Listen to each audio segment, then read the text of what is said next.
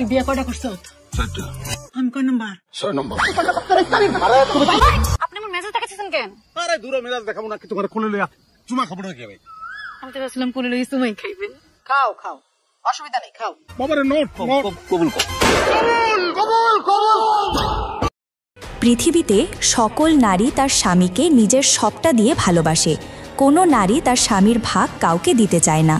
কিন্তু একজন truck driver Mosharraf Karim ওরফে আলী আব্বাস ভিন্ন ভিন্ন জেলায় মোট 8টি বিয়ে করেছে, যার একটির খবর অন্যটি জানে না।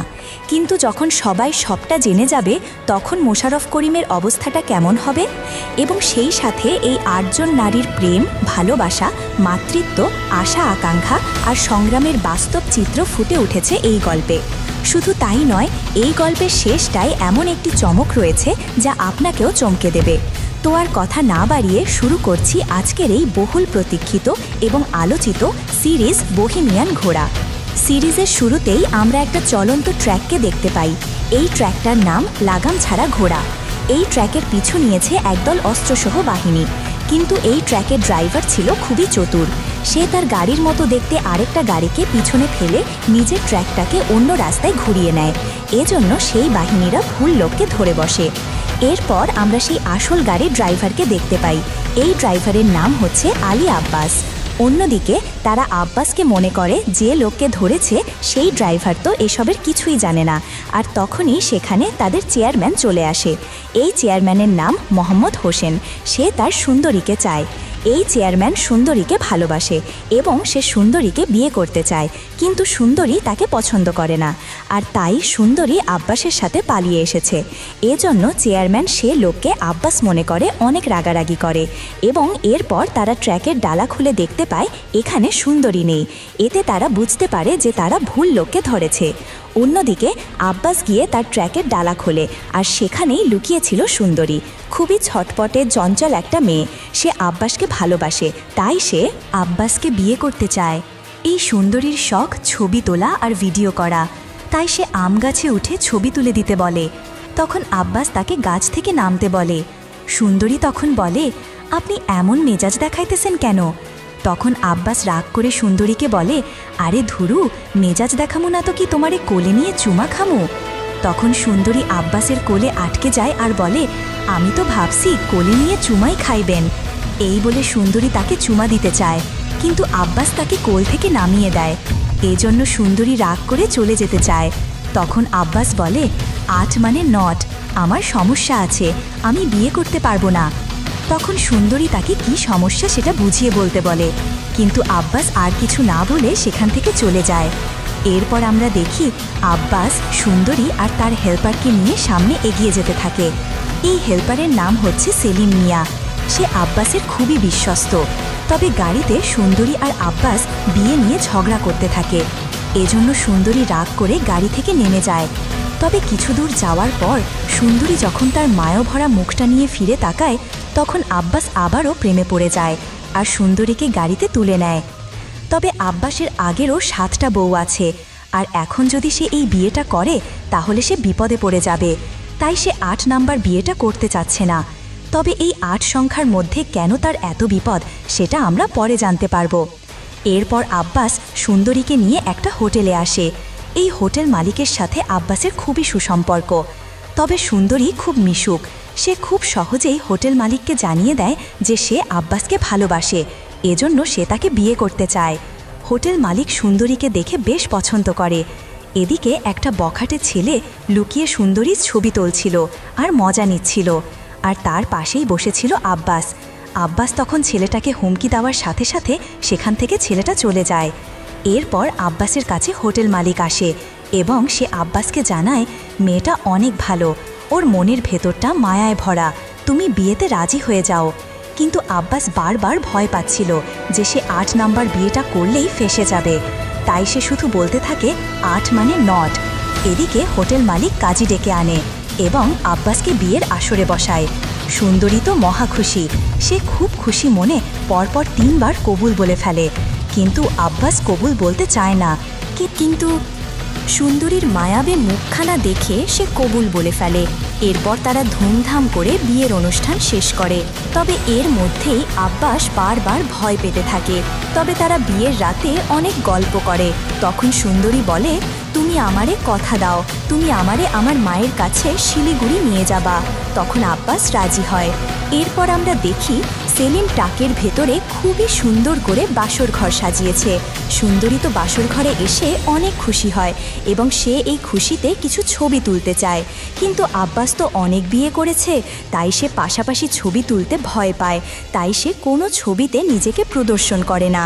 পরের দিন সকালে আব্বাসকে তার মহাজন ফোন করে নতুন আরেক জায়গা থেকে মাল নিতে বলে।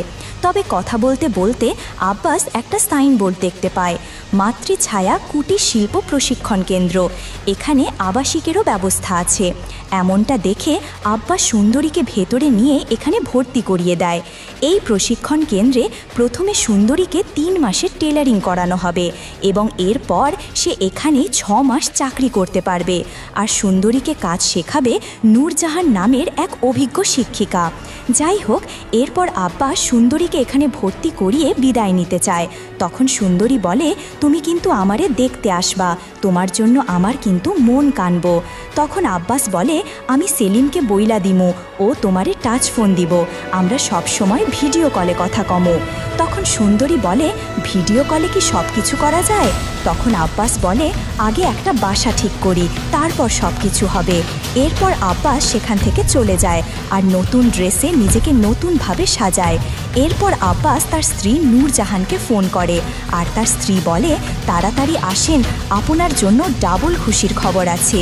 তখন আব্বাস বলে, দরজাটা খোলা রাইখো সোনা, আমি ডাবল গতিতে আইতাছি। এরপর আমরা একটা ফ্ল্যাশব্যাক দেখি। এখানে আমরা দেখতে পারি নূরজাহানের বাবা যেদিন মারা যায় সেদিন আব্বাস নূরজাহানের ছোট বোন ফুলজাহানকে তার বাবার পাশে দেখতে পায়। আর নূরজাহান তখন খুবই ইমোশনাল হয়ে ঘরে বসেছিল। এরপর আব্বাস ভেতরে আসলেই নূরজাহান জানায় তারা 2 বোন এখন বড্ড একা হয়ে গেল, তাদের আপন বলতে এখন আর কেউ নেই। এরপর নূরজাহান আব্বাসকে বিয়ের প্রস্তাব দেয় আর আব্বাসও রাজি হয়ে যায়। এরপর আমরা বর্তমানে দেখি এখন নূরজাহান খুবই প্রতিষ্ঠিত। সে এখন তার বাড়িতে বিভিন্ন মানুষকে কাঁথা সেলাইয়ের কাজ শেখায়। আব্বাস তখন ব্যাগ ভর্তি বাজার আর মাছ নিয়ে নূরজাহানের বাড়ি আসে। তবে আব্বাসের হেল্পার সেলিম আর নূরজাহানের ছোট বোনের ভাবভঙ্গি দেখে পরিষ্কার বোঝা যায় তাদের মধ্যে একটা ভাব আছে, দুজন দুজনকে ভালোবাসে। এরপর আমরা দেখি আব্বাস তাড়াতাড়ি করে নূরজাহানের কাছে গিয়ে জানতে চায়, কি খুশির খবর, আমার তো আর তোর সইতাছে না, তাড়াতাড়ি কইয়া দাও। তখন নূরজাহান জানায়, আল্লাহর রহমতে আপনি আব্বা আর আমি মা হতে যাচ্ছি। এটা শুনে আব্বাস অনেক খুশি হয়।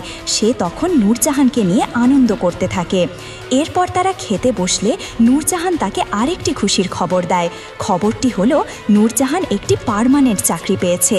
চাকরিটা হলো মাতৃছায়াতে গিয়ে সে নতুনদের কাজ শেখাবে। মাতৃছায়ার কথা শুনে আব্বাসের গলায় মাসের কাঁটা আটকে যায় ও আব্বাস অনেক ভয় পেয়ে যায়। মনে মনে সে ভয় পেলেও উপরে উপরে সে বলে, তোমার তো ব্যবসা আছেই, এটা রেখে চাকরি কেন করবে? তখন নূরজাহান জানায়, চাকরি হলে আরও বেশি সুবিধা।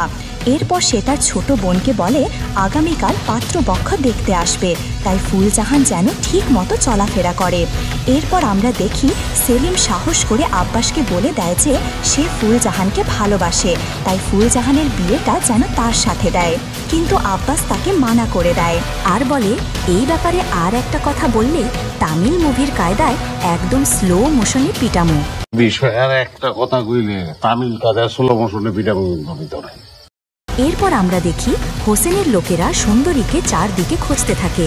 খুঁজতে খুঁজতে তাদের সাথে সেই লোকের দেখা হয় যে লোকটা সেই দিন সুন্দরীর ছবি তুলছিল। সেখান থেকে তারা খোঁজ নিয়ে সেই হোটেলে আসে। হোটেল মালিকের সাথে কথা বলতে বলতে চেয়ারম্যান জানতে পারে এই হোটেল মালিক সুন্দরী আর আব্বাসের বিয়েটা সম্পন্ন করেছে, এমনকি সে সুন্দরীকে উকিল মেয়ে বানিয়েছে। এসব কিছু শুনে হোসেন রেগে গিয়ে তাকে তুলে নিয়ে যায়। এরপর আমরা দেখি ফুলজাহানের জন্য যে বিয়ের সম্বন্ধ এসেছে সে ছেলেটা বিদেশে থাকে, সে ইমুতেই বিয়ে করবে। তবে ছেলেটা আগেও বিয়ে করেছিল, সেখানে তার 5 বছরের সংসারও ছিল। এসব কিছু শুনে নূরজাহান তাদেরকে বাড়ি থেকে অপমান করে তাড়িয়ে যায়। পরবর্তীতে আমরা দেখি আব্বাস আর নূরজাহান নামাজ শেষ করে কাজের উদ্দেশ্যে বের হয়। নূরজাহান তখন আব্বাসের সাথে যেতে চায় এবং তাকে মাতৃছায়াতে নামিয়ে দিতে বলে, কিন্তু আব্বাস সেখানে যেতে অনেক ভয় পায়। তবে নূরজাহানের জোরাজোরিতে আব্বাস তাকে সেখানে নিয়ে যায়। এখানে নিয়ে আসার পর নূরজাহান বলে, আমি কোথায় চাকরি করব সেটা ভেতরে এসে দেখে যাও। এই বলে নূরজাহান আব্বাসকে ভেতরের দিকে নিয়ে যায়। আব্বাস বারবার চলে আসতে চায়, কিন্তু নূরজাহান তাকে ভেতরে নিয়ে আসে। তবে রাস্তায় তাদের সাথে সুন্দরীর দেখা হয়। সুন্দরীকে দেখা মাত্রই আব্বাস পেছনের দিকে ঘুরে যায়। এরপর যখন নূরজাহান সুন্দরীর সাথে কথা বলে, তার স্বামী আব্বাসকে পরিচয় করিয়ে দেয়, তখনই সুন্দরী একদম হতভম্ব হয়ে যায়। তারপরও সুন্দরী নিজেকে সামনে নিয়ে আব্বাসকে সালাম দেয়। আব্বাস তখন সালামের উত্তর দেয় আর মনে মনে খুশি হয়। সে ভেবেছিল সুন্দরী হয়তো সব কিছু বলে দেবে, কিন্তু সুন্দরী কিছুই বলে না। এরপর আমরা জয়গুণকে দেখতে পাই। সে এলাকার মা ও শিশুদের ফ্রিতে স্বাস্থ্যসেবা দেয়। জয়গুণ তার বাবাকে নিয়ে এই বাড়িতে থাকে। তার বাবা হচ্ছে অন্ধ বাউল, সে চোখে দেখতে পারে না। তবে জয়গুণের একটা ছেলে সন্তান ছিল, যার নাম ছিল সবুর। জন্মের দ্বিতীয় দিনই তাদের সন্তান মারা গেছে। তারপর থেকে জয়গুণ তার ছেলেকে সব সময় কল্পনা করে। সে ভাবে তার ছেলে হয়তো বেঁচে আছে। সে প্রতিদিন রাতে ভাবে সবুর ঘরে কান্না করছে। তাই সে তার অন্ধ বাবাকে বলে, আমার ছেলেটাকে একটু দুধ দাও না বাবা। এরপর তার অন্ধ বাবা মেয়ের মনকে মানাতে কল্পনায় সবুরকে আদর করে। এরপর আমরা দেখি আব্বাসকে। সুন্দরী ভিডিও কল করে আর বলে, আমি নূরজাহান আফারে কিছুই কমু না, তবে আপনি আমারে 50% ভালোবাসবেন আর বাকি 50% নূরজাহান আফার। আমার জন্য তুমি নাই আসলা, নূরজাহান আফারে দেখতে এসো, তাইলে তো আমি তোমারে দেখতে পারমু, এতেই আমি খুশি। এরপর সুন্দরী বলে, এখন আমারে একটা চুমা দাও, নইলে কিন্তু আফারে সব কইয়া দিমু। তখন আব্বাস তাকে চুমু দেয়। এরপরে আমরা দেখি সেখানে একটা বাচ্চা সহ দম্পতি আসে আর বলে, আমাদেরকে একটু কুমারখালী নামায় দিতে পারবেন? তখন সেলিম বলে, কত টাকা দিবেন? তখন সে লোক বলে, 1000 টাকা দেব। সেলিম তখন তাদেরকে ট্রাকের ভেতরে নিয়ে যায়। তবে গাড়িতে ওঠার পরই সেই দম্পতি একটানা ঝগড়া করতে থাকে। ঝগড়া করতে করতে তারা হাতাহাতিতে চলে যায়। তাদের এমন ঝগড়া দেখে আব্বাস অনেক ক্ষিপ্ত হয়ে যায় এবং সে তাদেরকে গাড়ি থেকে নামতে বলে, কিন্তু তারা অনেক অনুরোধ করে আর তাদেরকে কুমারখালী নিয়ে যেতে বলে। তখন আব্বাস তাদেরকে এখান থেকে নেমে ট্র্যাকের মালের উপর বসতে বলে। তবে তারা সেখানেও ঝগড়া করা থামায় না, বাচ্চা রেখে ক্রমাগত মারামারি করতে থাকে। এরপর ড্রাইভার আব্বাস যখন রেস্টের জন্য ট্রাকটা থামায়, তখন সে দোকানে আসতে দেখতে পায় টিভিতে আর মোবাইলে একটা নিউজ চলছে, রাস্তার মধ্যে একটা দম্পতি মরে পড়ে আছে। এমনটা শুনে তারা তাড়াতাড়ি ট্র্যাকের ওপরে যায় আর গিয়ে দেখতে পায় বাচ্চা কান্না করছে, সেখানে সেই দম্পতিটা নেই। এমনটা দেখে আব্বাস আর সেলিম বুঝতে পারে তাদের সেই দম্পতির নিউজটাই টিভিতে চলছে। এরপর আমরা দেখি আব্বাস ভয় পেয়ে এই বাচ্চাকে নিয়ে হসপিটালে আসে আর সেখানে এই বাচ্চাটিকে রেখে চলে যেতে চায়, কিন্তু আব্বাসের তখন বাচ্চাটির জন্য অনেক মায়া হয় এবং সে বাচ্চাটিকে আবারও কোলে তুলে নেয়। এরপর আমরা দেখি আজ রাতে সত্যি সত্যি জয়গুণের কোলে বাচ্চা। জয়গুণ তো অনেক খুশি, সে সবুর সবুর বলে বাচ্চাটিকে আদর করে এবং সে তার বাবাকে জানায়, আমার সবুর আমার বুকে ঘুমাচ্ছে।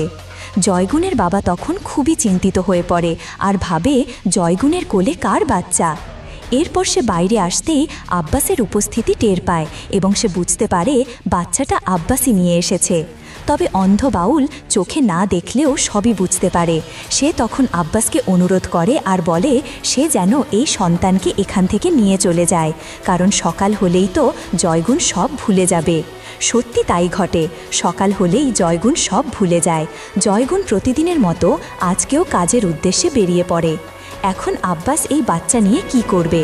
কোনো সমাধানই না পেয়ে আব্বাস সেই বাচ্চাগুলো নিয়ে গাড়ি চালাতে থাকে। এরপর সুন্দরী তাকে ফোন করে দেখা করতে বলে। তখন আব্বাস জানায়, আমি অন্য এক জায়গায় যাচ্ছি, এখন আসতে পারবো না, তবে নূরজাহান যেন কিছু জানতে না পারে। তখন সুন্দরী বলে, সে কিচ্ছু জানবে না, তুমি ভয় পেও না। এরপর আমরা দেখি এক পুলিশ কর্মকর্তা তাদের গাড়ি থামায় এবং গাড়ির কাগজপত্র সহ সেলিমকে নিয়ে অফিসারের কাছে যায়। তখন সেই অফিসার গাড়ির সকল তথ্য নেয় এবং জানতে চায় গাড়িতে যে বাচ্চা সেটা কার, নাকি তারা বাচ্চা পাচার করে। তখন সেলিম খুবই ইমোশনাল হয়ে বলে, গাড়িতে যে বাচ্চাটা দেখেছেন সেটা আমার ওস্তাদের নিজের বাচ্চা, মা মরা বাচ্চা ওটা। ওস্তাদ ওই বাচ্চার বাবা মা সব। ওস্তাদের দুঃখের কোনো সীমা নেই স্যার। আর ওই যে ট্র্যাকটা দেখতে পাচ্ছেন ওই ট্র্যাকটাই ওই বাচ্চার বাড়িঘর। এমন কথা শুনে অফিসার অনেক ইমোশনাল হয়ে পড়ে আর আব্বাসকে বলে, আপনি একজন মহান মানুষ। আমারও স্ত্রী ছিল, সে মারা যাওয়ার পর আমি আরেকটা বিয়ে করেছি, কিন্তু আমার বাচ্চার জীবনটা এখন শেষ হয়ে গেছে। আমার জীবনে অনেক দুঃখ, আপনি আর বিয়ে কইরেন না, তাইলে এই বাচ্চার জীবন শেষ হয়ে যাবে। এরপর আমরা দেখি আব্বাসের আরেক স্ত্রী সুরেখা আব্বাসকে ফোন করে, কিন্তু সে কথা বলতে পারে না। সে ছিল খুবই নির্যাতিত। খাবার না পেয়ে সুরেখার কণ্ঠনালী শুকিয়ে গেছে। সে আব্বাসকে অনেক ভালোবাসে। এরপর আমরা প্রথমাকে দেখতে পারি। এই প্রথমাও আব্বাসের স্ত্রী। আব্বাস তখন প্রথমার বাড়িতে এসে প্রথমাকে পেছন থেকে জড়িয়ে ধরে আর তার সৌন্দর্যের প্রশংসা করে এবং সে বাচ্চাটিকে উপহার দেয়। প্রথমাই বাচ্চাটিকে পেয়ে অনেক খুশি হয়। এই প্রথমার অতীত থেকে আমরা জানতে পারি বিয়ের পরপরই তার 2 স্বামী মারা গিয়েছিল।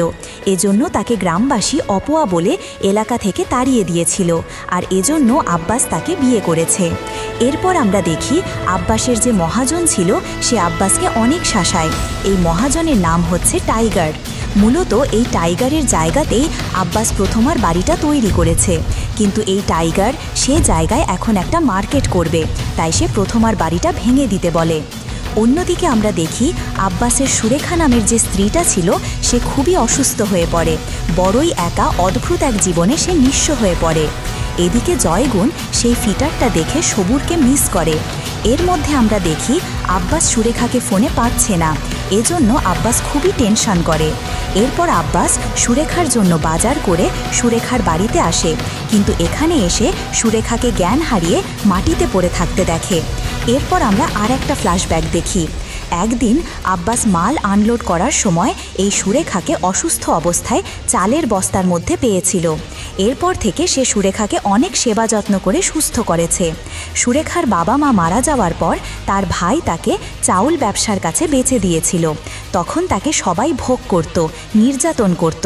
এজন্য সুরেখা খাওয়া দাওয়া করত না, আর তাই সুরেখার কণ্ঠনালী শুকিয়ে গেছে। তখন থেকে সুরেখা কথা বলতে পারে না। এরপর সুরেখা পালাতে গিয়ে আব্বাসের ট্র্যাকে উঠেছিল, আর আব্বাস ওখান থেকে নিয়েই তাকে সুস্থ করেছে। এরপর আমরা বর্তমানে দেখি আব্বাস সুরেখাকে হসপিটালে নিয়ে আসে। তখন ডাক্তার জানতে চায়, আপনাদের কি সন্তান আছে? তখন আব্বাস জানায়, আমি বিয়ে করেছি সামাজিক কারণে, আমাদের মধ্যে তো শারীরিক সম্পর্ক নাই। এরপর ডাক্তার জানায়, অপারেশন করে ওনার জরায়ুটা কেটে ফেলতে হবে, আপনি টাকার ব্যবস্থা করেন, খুব তাড়াতাড়ি অপারেশন করতে হবে। অপারেশনের জন্য যেহেতু অনেক টাকা লাগবে, এজন্য আব্বাস খুবই টেনশন করে। তখন সেলিম আব্বাসকে জিজ্ঞেস করে, সুরেখা ভাবির জন্য আপনার এত মায়া, অন্য কোনো ভাবির জন্য তো আপনার এত মায়া নাই। তখন আব্বাস বলে, আর একটা মানুষের জন্য আছে। তখন সেলিম জানতে চায়, কার জন্য? তখন আব্বাস বলে, তোর জন্য। তখন সেলিম বলে, কেন? আব্বাস বলে, এই পৃথিবীতে তো আমি ছাড়া তোর আর কেউ নাই। এরপর আব্বাস তার মহাজন টাইগারের কাছে যায় আর কিছু টাকা চায়, কিন্তু মহাজন দিতে চায় না। তখন মহাজন বলে, তাহলে আমার একটা কাজ করে দে, কাজটা করতে পারলে অনেক টাকা পাবি। এরপর মহাজন আব্বাসকে 2টা প্যাকেট দিয়ে একটা ঠিকানায় মালটা ডেলিভারি করতে বলে, আর বলে কাজটা করতে পারলে 5 লাখ টাকা পাবি। আব্বাস রাজি না হতে চাইলেও সেলিমের কথায় আর টাকার প্রয়োজনে সে রাজি হয়। এদিকে আমরা দেখি হোসেন চেয়ারম্যান সুন্দরীর যে উকিল বাবাকে ধরে নিয়ে এসেছে, সেই উকিল বাবার নাম্বারে সুন্দরী ফোন করে। তখন কায়দা করে হোসেন সুন্দরীর ঠিকানাটা নিয়ে নেয়। এরপর হোসেন তার দল বল নিয়ে সেই ঠিকানায় চলে আসে আর সুন্দরীকে ডেকে আনে এবং সে সবার কাছে নিজেকে সুন্দরীর সুগার ড্যাডি বলে পরিচয় দেয়, কিন্তু সুন্দরী তার সাথে যেতে চায় না। তখন নূরজাহান তার হাত ধরে পাশে থেকে সাপোর্ট করে। তখন কথায় কথায় নূরজাহান জানতে পারে এই সুন্দরীর একমাত্র অভিভাবক এবং স্বামীর নাম আব্বাস। তখন নূরজাহান চমকে যায় আর জানতে চায় কোন আব্বাস। তখন চেয়ারম্যানের এক লোক আব্বাসের ছবি দেখাতেই নূরজাহান একদম চমকে যায় এবং সে সুন্দরীর হাত ছেড়ে দেয়। সবাই তখন বুঝতে পারে এই নূরজাহানের স্বামীকে কায়দা করে বিয়ে করেছে, তাই তারা সুন্দরীকে দোষী মনে করে। আর এই সুযোগে চেয়ারম্যান সুন্দরীকে নিয়ে চলে যেতে চায়, আর ঠিক তখনই একমাত্র নূরজাহান সুন্দরীর হাত ধরে পাশে থাকে আর চেয়ারম্যানের দলবলকে প্রতিহত করে। এরপর আমরা আম্বিয়াকে দেখি। সে খুবই রাগী মেজাজের। তার স্বপ্ন সে ওয়ার্ড কমিশনার হবে এবং সে তার ছেলে বিদেশে পাঠাবে। এরপর আম্বিয়া তার বাড়িতে রুমের ভেতরে এসে দেখে তার বিছানায় আব্বাস ঘুমিয়ে আছে। তখন আম্বিয়া তাকে দেখে অনেক খুশি হয় আর বাতাস করে। এরপর আব্বাস ঘুম থেকে উঠলে আম্বিয়া বলে, তুমি ঘুমিয়ে থাকলে তোমারে দেখতে অনেক সুন্দর লাগে। তখন আব্বাস আবারও আম্বিয়ার কোলে ঘুমিয়ে পড়ে। এরপর সেখানে আম্বিয়ার ছেলে আসে। এই ছেলের নাম হচ্ছে কিশোর। মূলত এটা আম্বিয়ার আগের ঘরের ছেলে। আম্বিয়ার সেই আগের ঘরের স্বামী তাকে ফেলে চলে গেছে, কিন্তু এই কিশোর নেশায় আসক্ত। এই কিশোর আব্বাসকে একদমই সহ্য করতে পারে না, আর তখন সে টাকার জন্য আম্বিয়াকে মারধর করে। আম্বিয়ার ছেলের এমন নেশাগ্রস্ত করুণ অবস্থা দেখে আব্বাস খুবই টেনশন করে। আম্বিয়ার স্বপ্ন যেহেতু তার ছেলেকে বিদেশে পাঠাবে, কিন্তু তার ছেলে তো নেশা করে দিন পার করে। এসব ভেবেই আম্বিয়া অনেক মন খারাপ করে। আব্বাস তখন কিশোরকে ফলো করতে করতে এই নেশার আসরে আসে এবং এসে দেখে এখানে সেলিমও আছে। এদের এমন করুণ অবস্থা আর নেশার আসক্তি দেখে আব্বাস একদমই হতভম্ব হয়ে যায় এবং এরপর আব্বাস গাড়িতে থাকা টাইগারের সেই 2 প্যাকেট মাল নদীতে ফেলে দেয়। যা দেখে সেলিম বলে, এখানে তো কোটি টাকার মাল, আপনি এখন টাইগারের কাছে কি জবাব দিবেন? টাইগার কি আমাদের ছাড়ব? তখন আব্বাস প্রথমাকে তাড়াতাড়ি ফোন করে সেখান থেকে বাঘের হাটে চলে যেতে বলে এবং জানিয়ে দেয় সেখানে গিয়ে সে যেন আব্বাসের স্ত্রী এই পরিচয়টা না দেয় এবং বলতে বলে আব্বাস তার খালাতো ভাই। প্রথমাও ঠিক তাই করে। সে সেখান থেকে পালিয়ে যায় বাঘের হাটের উদ্দেশ্যে। এরপরে আমরা দেখি আব্বাস আম্বিয়ার কাছে 5 লক্ষ টাকা চায়। তখন আম্বিয়া বলে, টাকা আমার কাছে আছে, আমি ছেলেকে বিদেশে পাঠাবো বলে টাকা রেখে দিয়েছি, তবে তোমার কি কাজে এত টাকা লাগবে সেটা বলো। তখন আব্বাস বলতে চায় না, কিন্তু আম্বিয়া অনেক জোর করলে আব্বাস বলে দেয়, আমার একটা স্ত্রী আছে সুরেখা, ওর চিকিৎসার জন্য টাকা লাগবে। এটা শুনে আম্বিয়া অনেক ক্ষেপে যায় আর বলে, তুমি আমারে রেখে বিয়ে করছো আর ওর চিকিৎসার জন্য আমার কাছে টাকা চাইতেছো? এমন সময় তার ফোনে সুন্দরীর ফোন আসে। সুন্দরী তখন বলে, আমি যে আপনার বউ এটা নূরজাহান আফা যায় না গেছে। এসব কথা শুনে আম্বিয়া বুঝতে পারে সে আর সুরেখা ছাড়াও তার আরও 2টা বউ আছে। তখন আম্বিয়া জানতে চায়, তুই কয়টা বিয়া করছোস? তখন আব্বাস বলে 4টা। আম্বিয়া তখন বলে, আমি কয় নাম্বার? তখন আব্বাস বলে 6 নাম্বার। তুই বিয়া কয়টা করছ? 4টা। আমি কয় নাম্বার? 6 নম্বর। এসব কথা শুনে আম্বিয়া জ্ঞান হারিয়ে ফেলে। এরপর আম্বিয়ার জ্ঞান ফিরে আসলে সে বুঝতে পারে না আব্বাস 4টা বিয়ে করলে সে 6 নাম্বার কেমনে, অর্থাৎ আব্বাস হয়তো আরও অনেক বেশি বিয়ে করেছে। এরপর সে আব্বাসের সাথে রাগারাগি করে তাকেই বাড়ি থেকে তাড়িয়ে দেয়। এদিকে ড্রাইভার আব্বাস যে মালগুলো ঠিকমতো পৌঁছায়নি সেটা টাইগার জেনে গেছে। সে এখন আব্বাসকে হন্যে হয়ে খুঁজতে থাকে। এদিকে নূরজাহান একদমই দিশেহারা হয়ে যায়।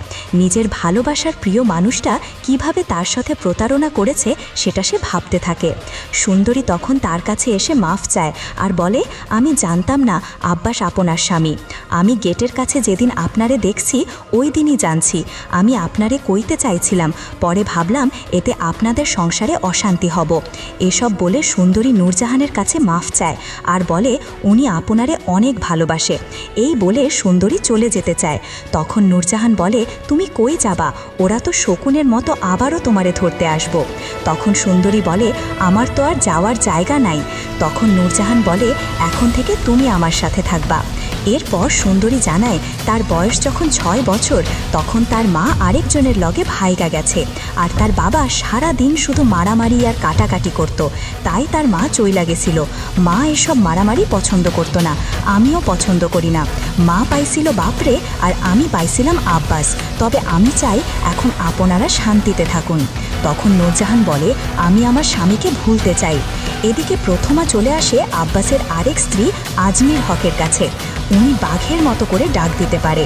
উনি খুবই সাহসী একজন নারী। ওনার কাছে এসে প্রথমা বলে, আব্বাস আমার খালাতো ভাই, উনি আপনার কাছে আমারে পাঠাইছে। এরপর আমরা দেখি টাইগার তার দলবল নিয়ে আজমিরের বাড়িতে আসে আর তোর 2 স্ত্রীকে আটক করে আব্বাসকে ফোন করে জানায়, তুই তাড়াতাড়ি মাল নিয়ে আমার আস্থানায় আয়, নইলে তোর 2 স্ত্রীকে নিখোঁজ করে দিমু। এসব শুনে আব্বাস অনেক চমকে যায় আর ভাবে সে আর সেলিম ছাড়া তো আর কেউই আজমিরের ঠিকানা জানে না, তাহলে টাইগার কেমনে আজমির ঠিকানা পাইল। তখন আব্বাস সেলিমকে চেপে ধরলে সেলিম সব কিছু স্বীকার করে আর বলে, আমি সব করছি, যা করছি ভালোই করছি, আমি সবাইকে জানিয়ে দেব সব, আমি আর আপনার সাথে নাই। এই কথাটা শুনে আব্বাস একদমই থমকে যায় যে সেলিমকে সে এতটা ভালোবাসে, যাকে সে রাস্তা থেকে কুড়িয়ে নিয়ে এত বড় করেছে, আজ সে তার সাথে বেইমানি করল। আব্বাস তখন একদমই হতভম্ব হয়ে যায়।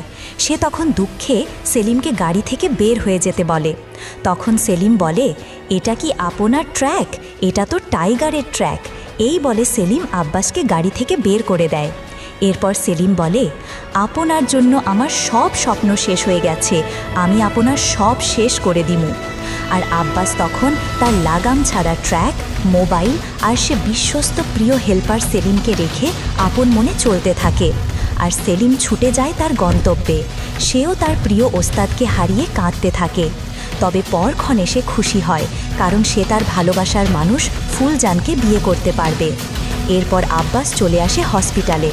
সেখানে সে জানতে পারে সুরেখার অপারেশন হয়ে গেছে, আর সেই অপারেশনের সকল খরচ বহন করেছে আম্বিয়া।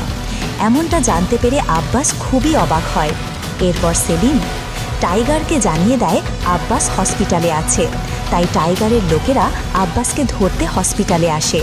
তখন আব্বাস সেখান থেকে পালিয়ে যায় আর চলে আসে শেফালির কাছে। এই শেফালি হলো আব্বাসের প্রথম স্ত্রী, যার কাছে আব্বাস 12 বছর পর আজ আসলো। আর এখন এই শেফালি সংসার জীবন ভুলে হয়ে গেছে সুলতান বাবার সাধক। তার স্বপ্ন সে একদিন সুলতান বাবার খাদেম হবে। আব্বাস তখন তার সাথে ঘর সংসার করতে চায়, কিন্তু শেফালি এখন ভিন্ন চেতনার মানুষ। সে এখন আর সংসার করতে চায় না। যখন সে আব্বাসকে চেয়েছিল তখন সে তাকে পায়নি, এজন্য সে তাকে চায় না। আর তখনই আমরা খেয়াল করি শেফালির ঘর থেকে অন্য একটা পুরুষ বের হয়ে যাচ্ছে। এর সাথে শেফালির বাজে সম্পর্ক আছে, যার কোনো বৈধতা নেই। এসব আজব ইতিহাস শুনে আব্বাস একদম চমকে যায়। এরপর আমরা দেখি আব্বাসকে হসপিটাল থেকে ফোন করে জানানো হয় আব্বাসের স্ত্রী সুরেখা মারা গেছে। আব্বাস তখন খুবই ইমোশন হয়ে পড়ে। অন্যদিকে আমরা দেখি টাইগারের দলবল যখন প্রথমাকে নিয়ে যাচ্ছিল, তখন জঙ্গলের ভেতর আজমেরি বাঘের মতো করে গর্জন দিতে থাকে। আর এতে ভয় পেয়ে তারা প্রথমাকে সেখানে রেখে দৌড়ে পালিয়ে যায়। আর সেই সুযোগে আজমেরি প্রথমাকে উদ্ধার করে। এদিকে সেলিম জয়গুনকে ফোন করে আব্বাসের সকল কীর্তিকলাপ জানিয়ে দেয়। জয়গুন তখন একদমই দিশেহারা হয়ে পড়ে। এরপর সুরেখাকে নিতে আব্বাস যখন হসপিটালে আসে, তখন দুজন পুলিশ কর্মকর্তা এসে আব্বাসের বিরুদ্ধে সুরেখাকে ধর্ষণ করার মিথ্যা অভিযোগে গ্রেপ্তার করে নিয়ে যায়। এদিকে সেলিম ফুলজানের কাছে ছুটে আসে আর বলে, আজ থেকে তোর আর আমার মধ্যে কোনো বাধা নেই। ওস্তাদকে তার কর্মের ফল বুঝাই দিছি, সে এখন জেলে। ট্র্যাক আমার আর ড্রাইভারও আমি। ওস্তাদের জন্যই তো এতদিন আমাদের বিয়েটা হচ্ছিল না, এখন তুই আর আমি এক হইতে পারুম। তখন ফুলজাহান বলে, আমার দুলাভাই জেলে কেন? তখন সেলিম বলে, নারী অপহরণ আর ধর্ষণ মামলায়।